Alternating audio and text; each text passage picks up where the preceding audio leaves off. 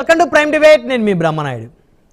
Coterie ఎలాంటి నాయకుడి కోటలైనా కూల్చేస్తుంది అంటానికి నిలువెత్తు నిదర్శనం 2024 ఏపీ అసెంబ్లీ ఎన్నికలు.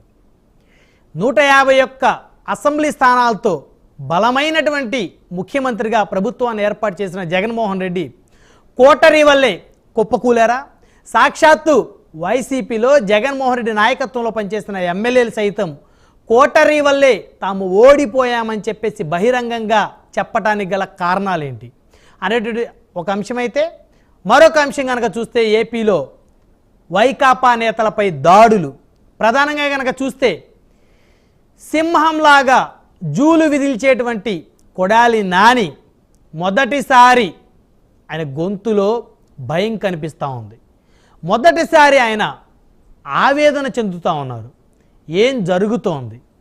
కూటమి నేతలు తమపై దాడులకు ప్రయత్నిస్తున్నారంటూ కొడాలి నాని ఆరోపణలకి అర్థమేంటి?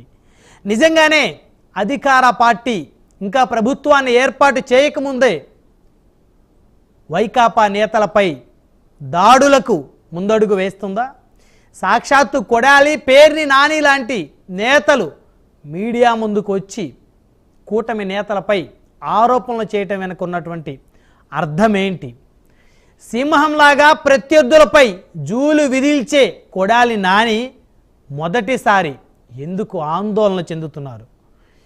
ఎందుకు ఆవేదన చెందుతున్నారు? ఆయన్ని ఆందోళన గురి చేస్తున్న అంశాలేంటి? ప్రతిపక్ష నేతలపై ఆనాడు విరుచుకుపడినటువంటి పేరుని నాని ఎందుకు ఈరోజు తన అనుచరుల్ని కాపాడుకోలేకపోతున్నారు?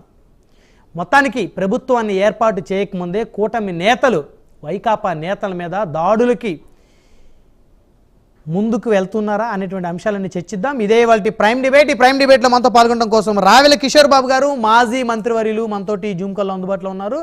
అదేవిధంగా నరసింహప్రసాద్ గారు, సాంస్కృతిక విభాగం, ఆంధ్రప్రదేశ్ రాష్ట్ర తెలుగుదేశం పార్టీ అధ్యక్షులు, మనతోటి జూమ్ కాల్లో అందుబాటులో ఉన్నారు. అదేవిధంగా కొరియర్ సీన్ గారు, జనసేన పార్టీ నాయకులు, మనతో జూమ్ కాల్లో అందుబాటులో ఉన్నారు. అదేవిధంగా తాటిపర్తి చంద్రశేఖర్ గారు, ఎర్రగొండపాలెం నియోజకవర్గం వైఎస్ఆర్ కాంగ్రెస్ పార్టీ ఎమ్మెల్యే, మరికొద్దిసేపట్లో మనతో జూమ్ కాల్లో జాయిన్ అవుతారు. రైట్, ముందుగా కొరియర్ సీన్ గారితో మాట్లాడదాం. జనసేన పార్టీ నాయకులు మచిలీపట్నం నుంచి మనతో అందుబాటులో ఉన్నారు. కొరియర్ సీన్ గారు, గుడ్ ఈవినింగ్ అండి. గుడ్ ఈవినింగ్ బ్రహ్మనాయుడు గారు. ఏంటి సీన్ గారు, మొత్తానికి మీ పేరు బలంగా వినిపిస్తూ ఉంది.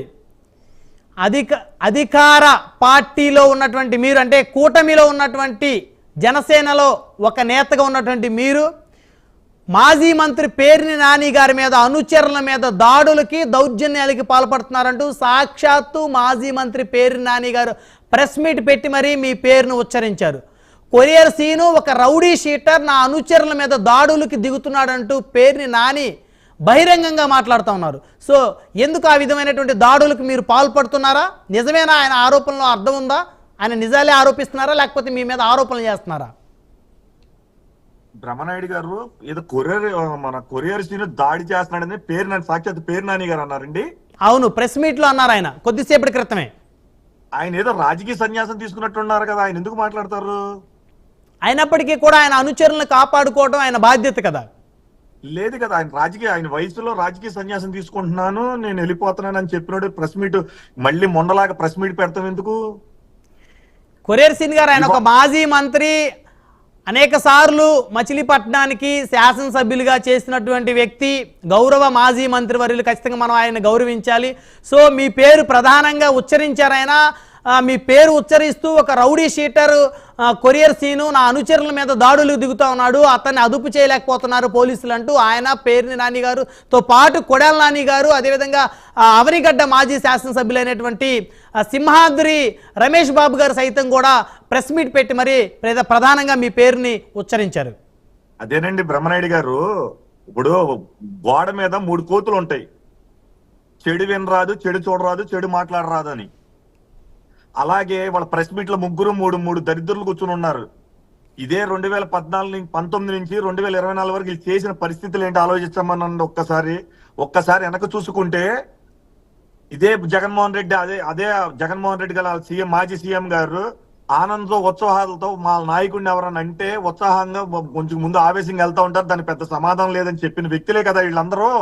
ఇవాళ అప్పుడే 3 రోజులకేనా ముందున్న ముసలి పండుగ 3 రోజుల క్రితం కూడా ఎలక్షన్ కి 3 రోజుల ముందు కూడా పేరు నాని గారు ఒక ప్రెస్ మీట్ పెట్టి 4వ తారీఖు కాకుండా ముందున్న ముసలి పండుగని హెచ్చరించిన వ్యక్తి 3 రోజులకే అప్పుడే పులిలా లేకపోతే పిల్లిలా అప్పుడే 3 రోజులకేనా 5 సంవత్సరాలు నరకం చూశారు కదా ప్రజలు వీళ్ళు 3 రోజులకి. పైగా నా పేరు ఉచ్చరించారు రౌడీ షీటర్ అని. నా రౌడీ షీట్ ఎప్పుడు వచ్చిందండి? ఇదే పేరు నాని గారు 2023 సెప్టెంబర్ లో నాకు రౌడీ షీట్ ఓపెన్ చేశారు. ఎవరు హయాంలో ఓపెన్ చేశారు? పేరు నాని గారు. నేను పార్టీలో చేరిన తర్వాత నాకు రౌడీ షీట్ ఓపెన్ చేశారు. ఎట్లా ఓపెన్ చేశారండి? అప్పటి వరకు నేను పార్టీలో రౌడీ షీట్ లేను. రౌడీ షీట్ ఎట్లా ఓపెన్ చేశారు? వీళ్ళకి అనుకూలంగా ఉంటే ఏదైనా మంచోళ్ళు, వీళ్ళకి అనుకూలంగా కాకపోతే రౌడీ షీట్లు ఓపెన్ చేస్తారు, ఏదైనా చేస్తారు. వీళ్ళకి సంబంధం పద్ధతి పాడు ఏమీ తెలియదు వీళ్ళకి. ఇవాళ వీళ్ళకి వెన్నులో వణుకొచ్చింది. ఈ వణుకు ఇంకప్పుడేనండి భయం చూస్తారండి. ఇంకా దేనికి భయం? మేమేం భయం పెట్టాం. వీళ్ళు చేసిన పాపాలకి వీళ్ళు భయపడుతున్నారు. భయపడుతూ వీళ్ళు చేసే ఈ ప్రస్తావనలు అన్నమాట. పోలీసులు ప్రేక్షక పాత్ర వహిస్తున్నారా? పేరు నాని గారు అప్పుడే మర్చిపోయారండి. మీరు మంత్రిగా ఉన్న సాక్షాత్ పోలవరం పరీక్షించడానికి మీ సీఎం గారు వచ్చినప్పుడు మీరు ఇదే డీజీపీని ఇదే పోలీసు వాళ్ళని ఏమన్నారు? మర్చిపోయారా? ప్రోటోకాల్ పాటించాలి, పొడాలిన పేరు నాని అంటే ఏంటి చూపిస్తానన్నాడు కదా పోలీసులకి. వాళ్ళు ఆ పోలీసుల దగ్గరికి బతిమాలుకుంటారే. హలో, వినపడుతున్నా బ్రహ్మనాయుడు గారు? అంటే ఇప్పుడు కొరేసిన్ గారు సరే ఆయన గతంలో తప్పులు చేశారు అని చెప్పేసి మీరు అంటా ఉన్నారు. సరే ఆ అంశాలు పక్కన పెడదాం. ఇప్పుడు జనసేన అధినేత పవన్ కళ్యాణ్ గారు సాక్షాత్తు ఆయన చెప్పిన మాటలు, ఆయన 21కి 21 అసెంబ్లీ 2 పార్లమెంట్ గెలిచిన తర్వాత మంగళగిరి కేంద్ర పార్టీ కార్యాలయంలో ఆయన ప్రెస్ మీట్ పెట్టి ప్రధానంగా మనకి కక్ష తీర్చుకోవడానికి కాదు, మనకు ప్రజలు ఈ విజయాన్ని ఇచ్చిందని చెప్పేసి మీ అధినేత చెప్తే మీరు వైకాపా నేతల మీద దాడులకు దిగటం ఎంతవరకు కరెక్ట్? అది నిజమేనా ఆయన ఆరోపణ? మీరు సాక్షాత్తు ఏవైతే వీళ్ళ దగ్గర వీడియోస్ ఉన్నాయో వీడియోస్ పెట్టమనండి. మేము ఎక్కడా దాడి దిగలా.